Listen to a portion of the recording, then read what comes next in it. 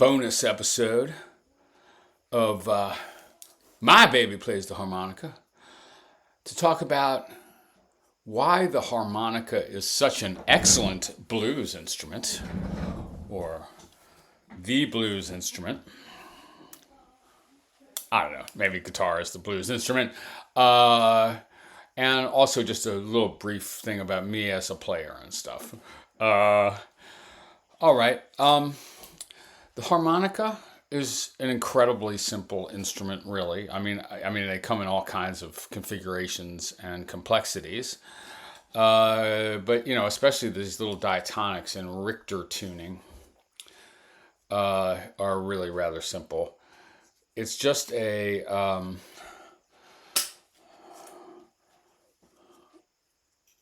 plate of reeds.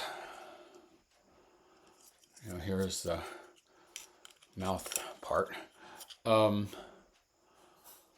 the reeds are they're sometimes described as springs, but they're just wafers of brass. Other materials are sometimes used. Someone's making plastic ones now, I think.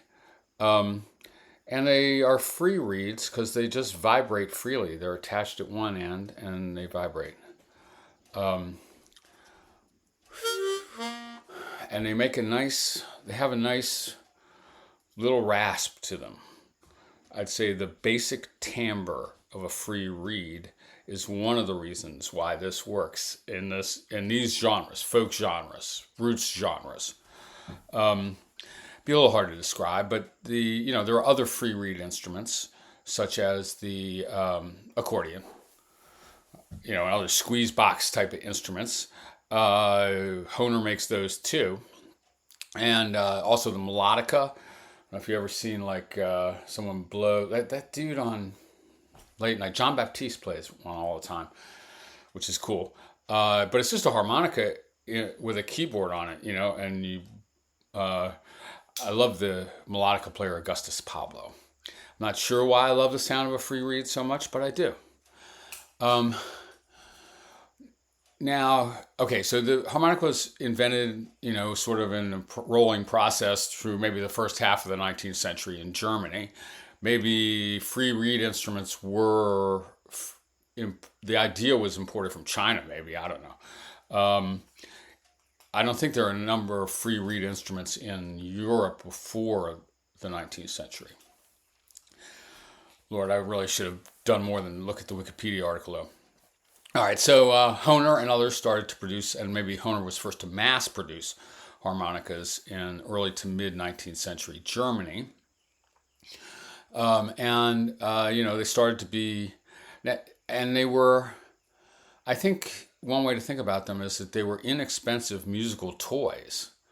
Sort of like the, even though they used them in bands and stuff like this, especially in Germany, maybe sort of novelty acts, really. But, so like a little like a kazoo, or, or the way some people use a recorder, like inexpensive, good way to maybe introduce a child to music on a rudimentary level, and a really simple, comprehensible musical instrument that is designed for ease of playing, right? And has the status somewhere between a musical instrument and a toy, right? Supposedly Abraham Lincoln, I did read the Wikipedia article, supposedly Abraham Lincoln kept one in his pocket. Well, they're easy to keep in your pocket. And that's one huge advantage of the harmonica. All right? It's the most portable musical instrument in the world. When I was a teenage harmonica player, I was always looking for a chance to jam. Or I would just busk on corners and shit like this, like at DuPont Circle or whatever in DC, or when I was traveling around in Europe or living in England and stuff like this. And I always had a harmonica in my pocket. No reason not to. Huh? A guitar player doesn't always have a guitar in his pocket. A drummer don't have a drum kit in his pocket. But a harmonica player has this instrument in his pocket. Huh? All right. Now, talk about advantages. Like, say you are a poor broke-ass musician in 1920 riding the blinds or whatever, okay? You're hopping freight trains maybe, or you're hitchhiking or whatever. Like, I don't know, you're trying to get from place to place and play and gig and stuff like that. Well, what's the easiest instrument to carry, man? And on your journeys, Robert Johnson or whatever, like, I guess obviously he was a guitar player, the harmonica. That's a huge advantage, man. So I love the sound. And I love the convenience of having the thing on you whenever you like. And then they're cheap, right? I mean, they're not as cheap now as they were, but when I started in the 70s, I was paying about $5 for a harp. All right, so that you know, I mean, that seemed significant to me at the time, actually. I maybe had a $5 allowance or something, right? A weekly allowance. But, you know, it wasn't the end of the world if the harp went sour, which they did. You know, it wasn't impossible to obtain harps in different keys and stuff like this, you know. So it was good for like a broke kid. It's, you know, a good instrument for a broke kid. My parents didn't have to shell out like they did for the viola that I played in elementary school or whatever, I guess. Probably. So, I mean, these are obvious advantages, especially for like poor people trying to make music. All right, has you know, other musical advantages too.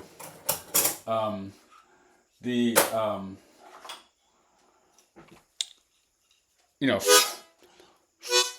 the idea of bending notes.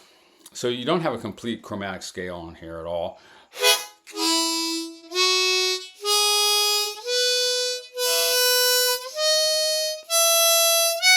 Notes are omitted and notes repeat in this Richter tune thingummy. All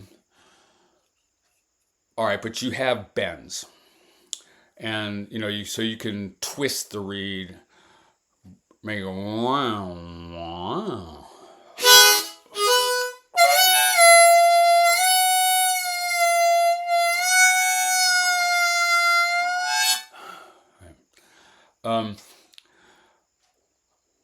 Now you can use that to produce precise semitones. Okay, like you know, like these guys, like say Jason Ritchie or others who can, Pierre Beauregard, who can play a chromatic scale on a diatonic, and they do that by absolute precise bending.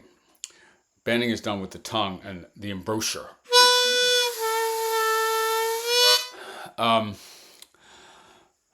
I don't really try to do that. I bend much more carelessly and stuff like this. But all right. At any rate, though, and the upper end notes can be the blow notes. Only the suck notes can be bent on the lower end of a harp, except for these new harps they're making now with these crazy reeds that will bend. I haven't really tried them even. I sort of don't want to. You can bend the very top notes, when the blow notes, and that's an effect that is used at times. Did I really want to show this? Well, I mean, just to show you a blow bend real quick. This is Whammer Jammer by Jay Giles.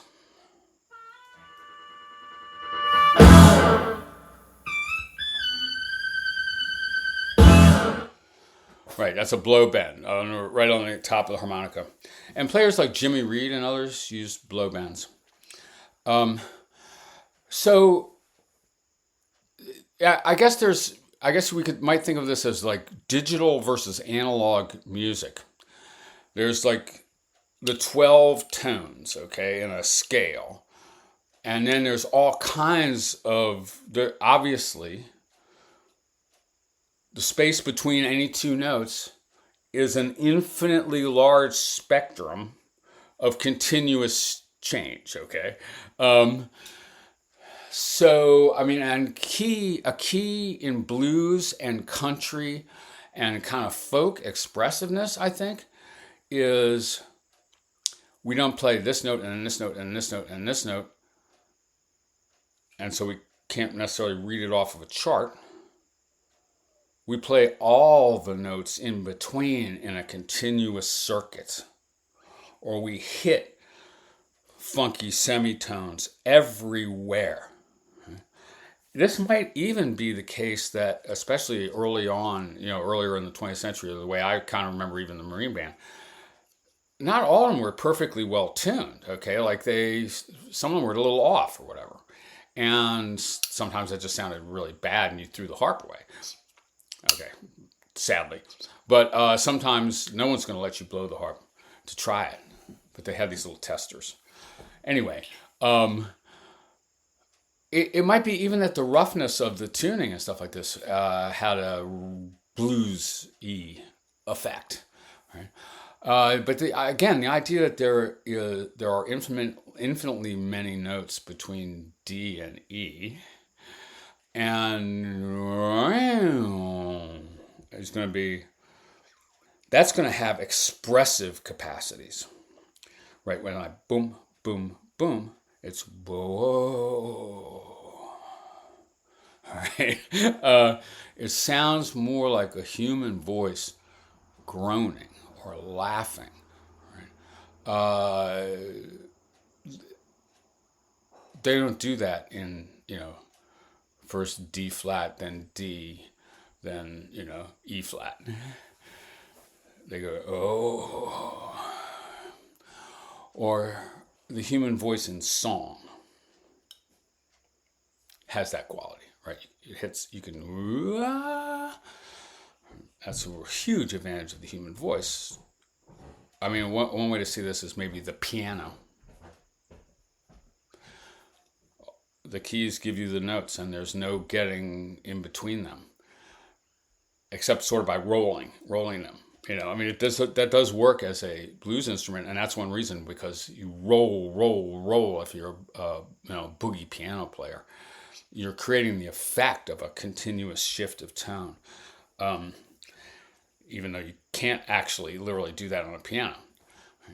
I mean, another example of this is the slide guitar, right?